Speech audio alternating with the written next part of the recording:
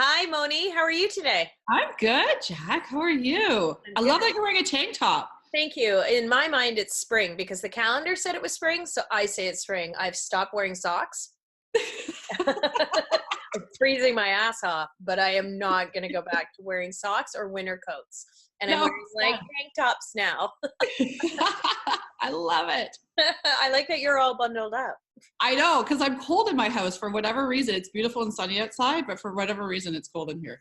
Oh, well, we just redid all our windows, which is why I'm hiding out in my bedroom today because they have to now be sealed and everything. And it's really loud downstairs. So it's a bit cold in my house. It's like having like an open air concept Nice. because I Oh, have big holes in my house right now. that's it. That's what we'll call it anyways, right? Yes, Oh my yes. gosh, It's so good. very Barbados here. So now that we're coming up to Kini season, Mm. I want to talk to you about something, speaking from the gut, and that is, I hit the big milestone this year, 50, and a lot of things change from 40 to 50 and from 30 to 40.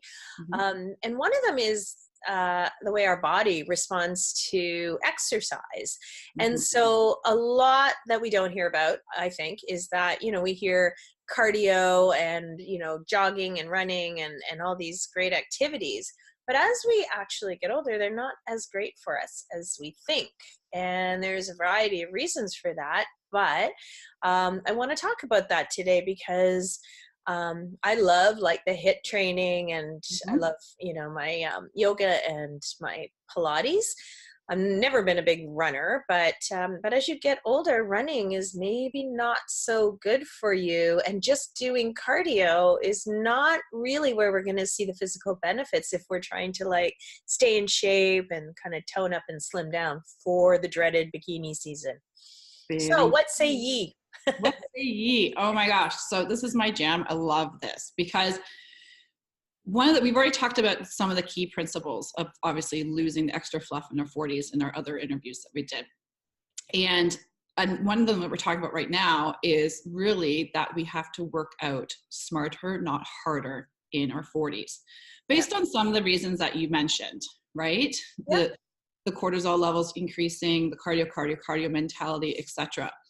What used to work for us in the past was this whole sort of mentality of we're going to burn it off, like we'd have that Big Yeah. Mac combo, or we'd like indulge in some wings and fries and some beer, and we're just going to pound it on the treadmill, go for a run, and just burn it off, and everything's okay. Now, that may have worked well in our 20s and 30s, but the reality is that we are working in a over 40 physiology, over 50 physiology for some people. And our bodies are still aging.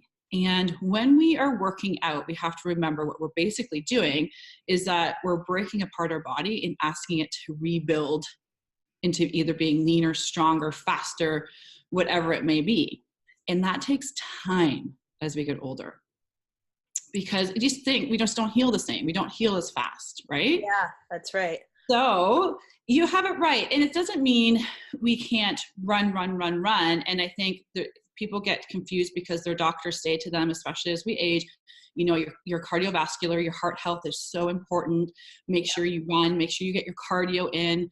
It's always cardio, cardio, cardio. The problem with cardio mentality and the sort of go big, go home to lose the fat mentality is that actually when we're doing that cardio session, we're only burning what we're burning in that session. And really, to get the longer benefits and really getting a metabolic system that fires and burns fat for us for hours, even days afterwards, it is that sort of high intensity or low intensity interval training, some kind of body work, and resistance training. The key is really that we have to incorporate rest periods in there. So working out smarter. So thinking, okay, I don't need to pound it out for an hour on the treadmill to not only work out my cardiovascular system and burn the fat. I can get the same benefits for my heart and my cardiovascular system, plus tone and tighten and do all those amazing things for bikini season that we want in that shorter, compact amount of time. And how we do that is like you mentioned, the HIIT style workouts, any kind of multi-joint compound movement workouts. Can you explain a little bit about the HIIT workout, just for some people who may not know exactly what we're talking about? So there is HIIT, high intensity interval training, and there's also low intensity interval training. Because I think for a lot of people, especially if you haven't been active or worked out regularly, that it's pretty intimidating. So there's two different levels, right? So the high intensity interval training, you basically have a peak. So you're doing high intensity output for a certain amount of time, and then you have a rest for a certain amount of time and you repeat. So it's interval training basically. Right. Okay? A style of that interval training is called Tabata training, which basically takes two exercises and so you may be doing squats and, standing reach crunch or something like that, and you switch them on interval times. So that's basically it. Low intensity interval training is exactly the same as interval training, but the intensity is exactly that. It's a little bit lower. There's not much jumping. There's not much, burpees and things like that. Oh my God. I pray one day for a burpee free workout. It's so funny when I go to a trainer, like a group class that I love because I don't have to think, and they laugh because when there's burpees, I refuse to do a burpee. I'm like, I've done burpees for over 20 years. I'm burpeed out. Like, yeah, I've done my share of burpees. It's okay. So, and that's the thing. It's finding something that you love to do and a balance of that. And I think it's that go big, go home mentality with a lot of us too. Like, I have to work out to get the results. I have to work out to get in shape for summer, when we really have to, one, enjoy it in some way, shape, or form. You hate running. Don't run. Yeah, I'm not going to.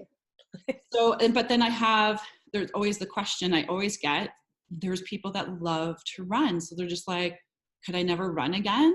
Because I'm in my 40s and I want to lose my pooch. Like, should I never run? You can run. And I have tons of runners that are clients, but we balance it with rest and restorative periods and strength and conditioning, which is a must. They're not just pounding in the pavement 5-6 days a week. They're not doing CrossFit 6 days a week.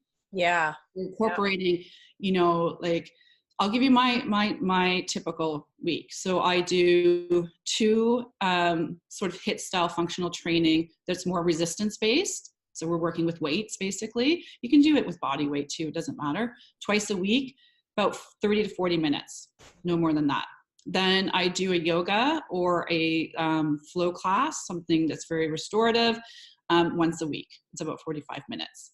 Then I do a sport because I love to be outside, paddleboarding, volleyball, something, going for a hike with a friend once a week. And that's it. Yeah, that's good.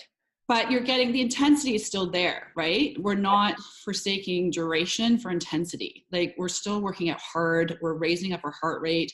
We're making our muscles work. We're doing things, but we're not doing it in the duration that we thought mentally that we had to do before, because it's actually a detriment now in our 40s and 50s. Yeah, because this is my understanding, and I'm always wrong about this stuff, but I did hear that, running and jogging and high cardio activity like that can actually break down your muscle mass in your 40s and onwards. Have you heard that?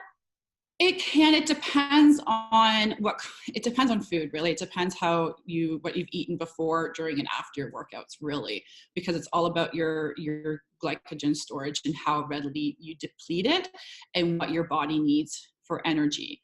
And the reality was, like I've always said, like, in our 30s, we're metabolically more healthy. So in our 40s, if we burn out through it quicker, we could be going towards that muscle reserve for sure. Right? Yeah. Okay. That we have to remember when we're doing a cardio, and even because I get asked, people are like, but I stay in the fat burning zone for my cardio, which is usually like about 75% of your heart rate, which is great. But the problem is that when that session's done, you're done burning the fat. Rather than when you're putting your muscles under work and under stress, we're basically tearing apart those muscle fibers, asking them to regrow into stronger, leaner, which takes up less space, smaller muscle. And that takes a lot of energy, and it takes rest, right? Yeah. And the biggest tip that I'll give people to remember is cortisol. which is that lovely stress hormone that we talk about. And cortisol is an amazing, amazing hormone if we utilize it the right way. It's just a natural hormone that it's our stress hormone, a lot of people know, but it's the hormone that makes us rise in the morning as well, right? Right. It's also directly related to our ability to hold on to fat. And what happens when we pound it out on some kind of cardio device or run or elliptical or spin class or something like that is that our cortisol will naturally rise at the beginning because our heart rate's going, right? Like our body's moving, our brain's saying to our body, okay, something's happening. So we get a little bit of that cortisol, that stress. Totally normal. Then as we acclimate to the exercise and the movement that we're doing, it naturally drops, probably around that 20 to 30 minute mark. Yep. After about 30, 40 minutes, it directly spikes up our cortisol. It like skyrockets because, especially in our 40s, like in our 30s, it's a little bit, in 20s, it takes a little bit longer because it's a flight response. Oh. So we have to remember our bodies don't know the difference between running on a treadmill and running from a saber-toothed tiger. So, I have a lot to say about that. Yeah. Well, I have the direct like flight response when anyone says I should work out. Like, yeah, your cortisol just goes through the roof. So that cortisol naturally increases. So then our body is going through a stress response, a flight response, which automatically triggers our body metabolically to slow down, conserve energy, hold on to fat because it's protection. And that cortisol increase is also a direct blocker to our insulin, which comes in and regulates our blood sugar. This is why after hard workouts, a lot of us crave carbs. Yeah. or we always want to eat the house, right? Because the cortisol is blocking, our blood sugar drops, and then we're just like, our brain's saying we need energy, we want to eat every cracker and chip we can get our hands on. Yeah. So it's something to be conscious of. Again, it doesn't mean you can never do a spin class again. If you're a SoulCycle, you love SoulCycle, you do it. It doesn't mean you can't train for that half marathon that you want to do as a life goal. You just have to be smart and make sure that you're either working with like a personal trainer or like a health coach or somebody that knows how to make sure that you are integrating the rest and restorative periods in there. And if your goal is fat loss and losing weight, you have to have that strength and conditioning in there. Yeah. Super good point. Because I think like the big myth is that, cardio is the only way to generate that fat loss. But what we're not including in that formula is our age. And, like you said, at a certain point, cardio is not the enemy, but it is definitely not the hero. And exactly. so That's a great way of putting it. Like it really is the resistance training. So I have a great trainer, Susie Opie from Fat Chicks in Burlington. Susie's developed a really great workout called 30 Fat on a Mat. And I should say Fat Chicks is PHAT. Yeah. People get offended when I don't explain that properly. And so Susie, she's a very skilled trainer. So she's done these workouts for me for 10 years. So when I was in my late 30s and 40s, she developed the workout for me because we lived in a condo and I was working from home and I didn't have time to go to the gym. And so I can do it all on a yoga mat in 30 minutes and I could barely move the next day. Now she's got me doing sort of like a mini HIIT workout on my yoga mat, 30 minutes. I go to the back of the house, I take a break, I do it, I need a shower after. Like, it's such a good workout and it breaks down all my excuses to working out. Like, I can't afford the gym right now because I don't A, have the time, and B, don't want to spend $200 a month. And oh, well, I don't have time to work out. I'm so busy with work, but that's half an hour. I could be like making a sandwich. Like it just fits nicely into my day. And I also realize that I don't have a way out and I have to answer to her. So I recommend people checking out like Fat Chicks or workouts like that if you don't feel like that you have the time, because it is important. Like, I think we find too, as we go through menopause, things slow down in our body and, our calcium is depleted. It's really super important at that point to be building bone and muscle mass. The other thing that I've been working working with. I like to make it sound like I'm busy. The one thing I've been trying is the intermittent fasting, Yep. because it's supposed to be great for weight loss, but it's also supposed to be really good for regulating hormones. And Mhm. if you have any left, and you're lucky, or like me, you want something to help you with some of these menopause, postmenopausal symptoms. And the intermittent fasting is like the 12 hours of no eating, 12 hours is your food window, or you can do the 16 and 8, which I find really hard. Common. Yep. It's hard. It can be a tough one, but 12-hour fast is a really good way to moderate as well, right? Because Mhm. then you're not eating late at night, because you don't want to start eating late in the day because you'll be hungry. You don't have that extra glass of wine at night, because then you break into your window, right? Yep.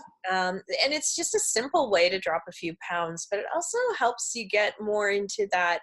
You just feel better, right? And I think, feeling better is kind of the first step to wanting to work out and get your body functioning better. So you raised an interesting point. And just as a resource too, if anyone's part of my private Meta Boosting group, which you can find on Facebook, every Friday I post a workout. That is, Yes. so we have Fitness Friday. So every Friday I post a workout that you can do at home. And like you said, the biggest thing is that I always tell people is that we have to block off the time. Yeah. We can't just say to ourselves, yeah, we're going to work out tomorrow, or this week I'm going to work out 3 times. We have to physically book it in. And if it's even as small as a 10-minute walk around the block, book it in, because you're moving, you're going. We all want to be active, take Mm-hmm. the laundry up and down the stairs, take the stairs instead of the escalator, all that good stuff.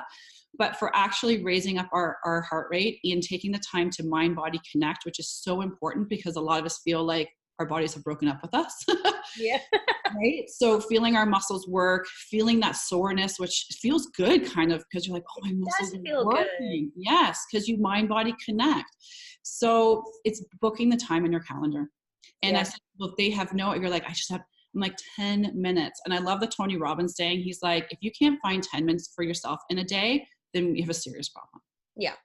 Right? So, and it doesn't have to be this big thing and whatever. Pull out the mat, be in your bare feet, like you said. There's tons of resources out there. I could give people resources too. And we do that as a part in the 3M system. We talk about nutrition, and we do the exercise, but it's about keeping it stable through the Mm-hmm. whole, through your life, because every day is going to be different, right? Yeah, Every day. absolutely. And I'm going to post the link to your Friday workouts, because they are really good. Mm-hmm. And I really love that you can do them at home, because I do think that's a barrier to entry for a lot of people. And we Yeah. see more and more, like with mompreneurs and just like working moms, right? Working women. Yep. Whether you have kids or not, it's always a struggle. Like, you're tired, you got to find that extra time. But like you said, and like Tony Robbins said, if you can't find 10 minutes, this busy as a badge of honor is getting a little bit tiresome, I think. Yeah. What we're doing is driving ourselves into the ground and trying to be proud about that. Working out is like a good diet. It's like getting sleep. It's the oxygen mask, right? If you Yeah. don't look after yourself, you can't look after your family. You're not functional, you're not productive, right? So you have to make the time to do that sort of thing. And like I said, your workouts on Fridays, and all the great advice, actually, everyone should be going to your Facebook page, because it's literally an online Bible of what you need to do, especially in this age group. Yeah, and it's specific to us in the 40s and 50s, and because it is different. It is different. And the biggest thing too, I love that you mentioned about your intermittent fasting and just feeling good. I think we always have to remember too that things that we do is an energy exchange. So some days you're going to wake up, or maybe you didn't sleep all night, or you're going to wake up bone tired, or if you're still like me and I have young children, like she kept me up last night, or you feel a cold coming on. We have to recognize the days where we can't just pound it out. Yeah. So then there's the extreme, right? So you have people that are just like, I need just to squeeze in 10 minutes and make it consistent. And then I have the other end where I have women that have just worked out consistently for the last 30 years, 4 to 5 times a week or more. Yeah. And they'll do it if they haven't slept, or if they're bone sick, or like super stressed, or whatever's going on, which again can be a detriment. It's very important to listen to our bodies. And it's a fine line between not feeling like it, not feeling like working out, and you recognizing saying, I feel like I'm going to cry every 5 minutes because my hormones are going through the roof. I'm bone tired. I'm super stressed at work. I do not think this is the best thing for me to do at this time. Maybe scale it down and go, instead of a 20-minute hit, I'm going to go for a 10-minute walk. Yeah. We're still moving. We're not sitting on the couch watching Netflix, eating bonbons. We're still moving our body because obviously there's so many benefits to stress and hormones and everything with that. But we're not maybe taking it to that top notch. And I would argue that Netflix doesn't have a lot on for me right now. So when you're constantly flipping the converter, that's a low intensity workout between the converter and the bonbons, right? Yeah. Is that not one you recommend? Yeah, no. And I always laugh. It's like, no reading a book. 10 years ago, it was reading a book. Well, on the stationary bike, you go to the gym. I don't know how you could do that, but that's a no-no. And then now it's people saying, well, I watch Netflix, my Netflix show, and I'm like, no. You need to focus. This is your time to breathe, focus on your muscles working, That just speaks to our limited attention spans, which is just a whole other topic because of social and digital. That's where our brains are going, right? Yeah.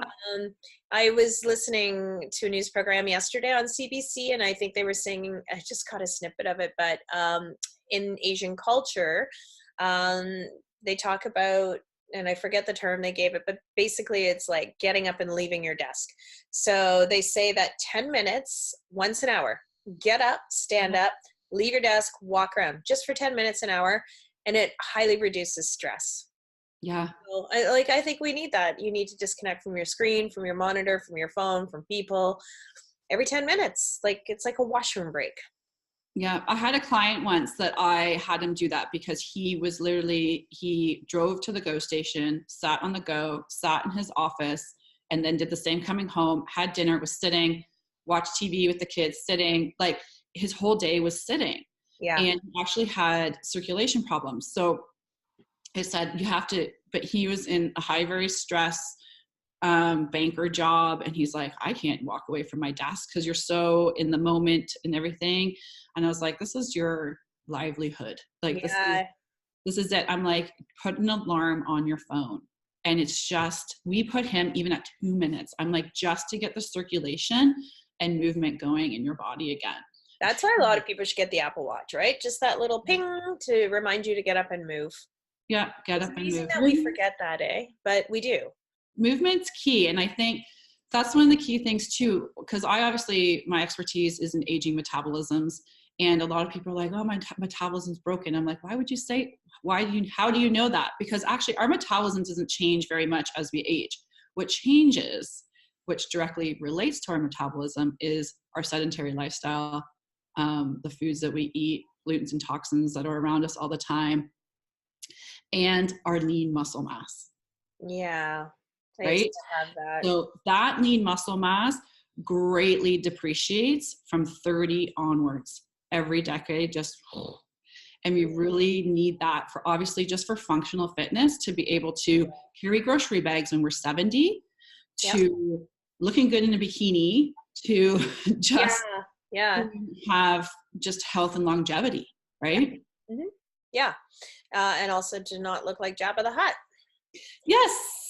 Speaking of bikini season. I love it. So I'm going to include a link to your site again, because I really think, if anyone's listening to this and curious about, fitness in your 40s and 50s, this is a critical conversation. And I am very surprised how few women I've spoken to understand the relevance and importance of building that bone and muscle mass as a fat burning tool. We still have it in our mindsets that it's cardio, it's running, it's skipping, it's running marathons, half marathons, the Spartan challenge, Spartan race. Those things are great. Arnold Schwarzenegger if we lift weights. I still get that, and it blows my mind. Everyone's like, oh, I don't need to lift weights. And you don't even have to have one weight in your house. You can do body weight. Well, like Pilates is all about that sort of, using your body as a tool, right? Yep, and exactly. building that resistance through that. So look at Pilates, look at the HIIT training. Like you said, you can do it in your house without weights. Hmm. But you just need to get a proper program, proper exercises. Yeah, and be consistent. And Yeah. just even if it's 10 minutes, just consistency. So women in their 40s and 50s, what do you think? How often, how many times a week should they consider that workout? See, that's so funny because I get that asked all the time, and I always give the lame answer because it does depends. It depends on your health history, your prior activity level, etc. But I gave the example of mine.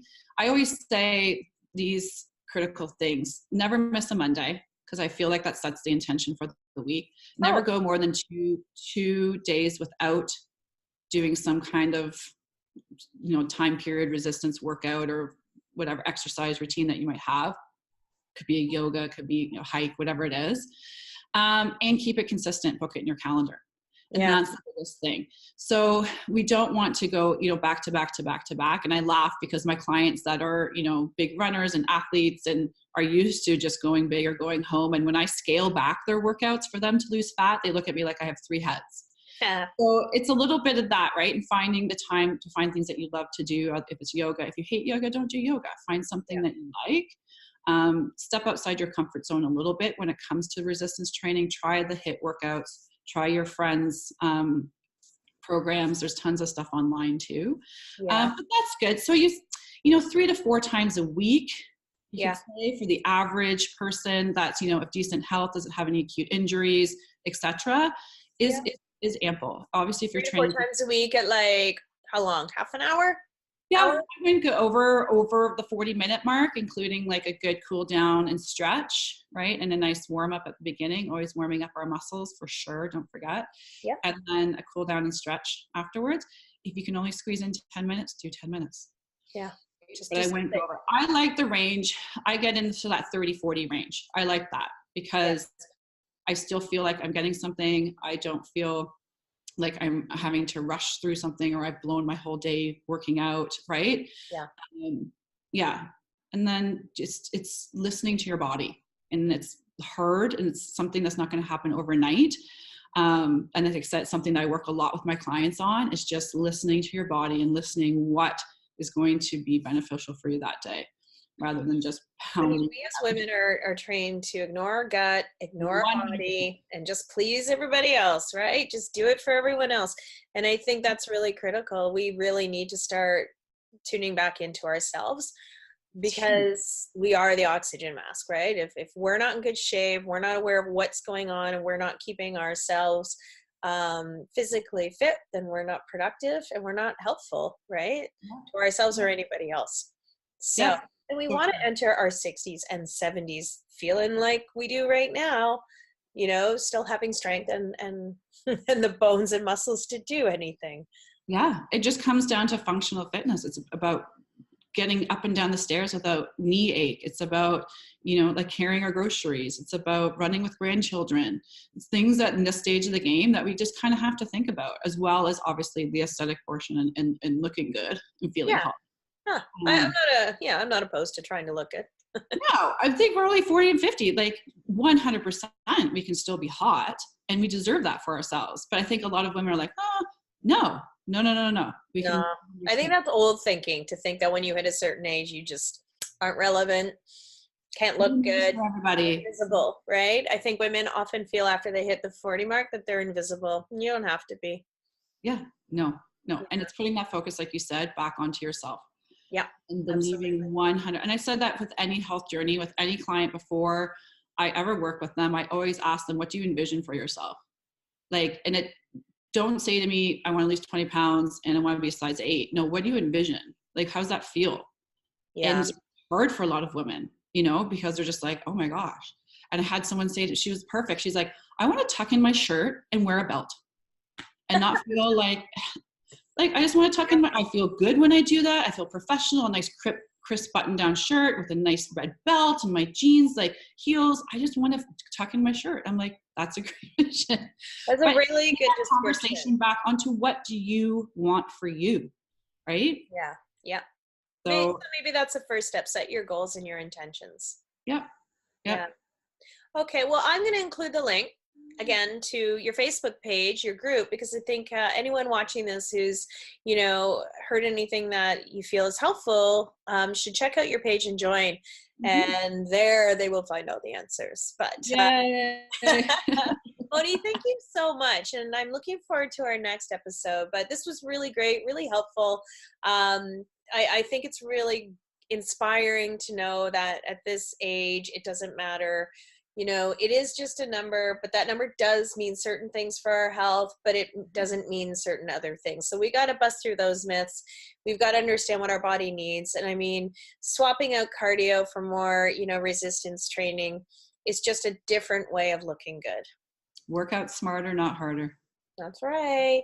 Thank you, Moni, and I will see you next week. Thanks. Bye, guys.